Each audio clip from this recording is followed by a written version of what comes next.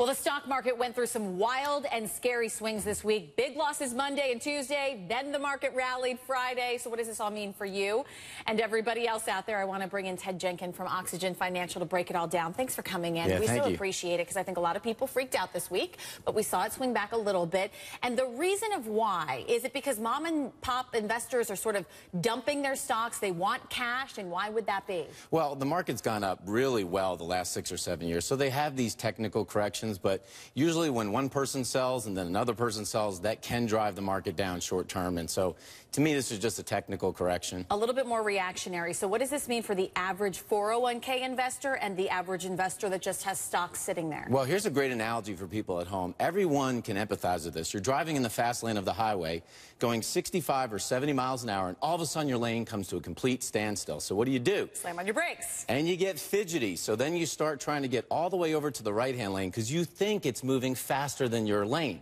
But then by the time you get to the right-hand lane, all of a sudden, the fast lane is going speedy again. So here's the thing. The fast lane is like the stock market. It's generally going to do better over time.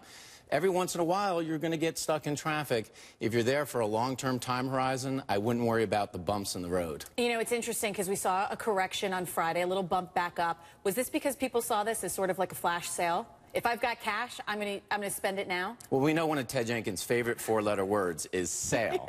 Yes. So look, when you go to the department store and you buy clothes, when do you do it? When they're on clearance. When do you buy groceries? When they're on sale. If you're in it for a long-term time horizon, this is still a great time to buy because it's on sale right now. But you say if you're in it for the long term.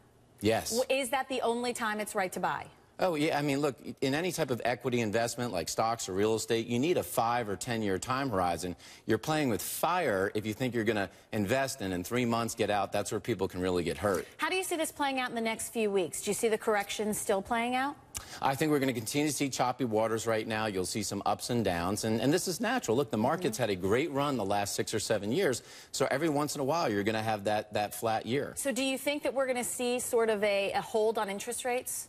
Well, I mean, I wish I had Yellen's crystal ball, but I don't. But think about what the Fed is doing. One is they want to keep inflation low, and two is they want to maximize employment. You know, they want to keep the unemployment rate low. So if you have a wobbly market and China's devaluing their currency, things like that are happening, you could see them wait until March of 2016 for a rate hike. That's when you think. But do you think that sort of artificially holds our economy and that there could be a larger fallout to come? Well, we've been doing it for years. You know, we've propped up the economy right now. So I think that, yeah, we don't want to have the crash that happened in 2008. So if we suppress interest rates right now, that's something that we may do until the first quarter of next year. Always so helpful and digestible for all of us that may not be financial gurus like Ted. So we so appreciate you coming in. Well, thank you. Ted.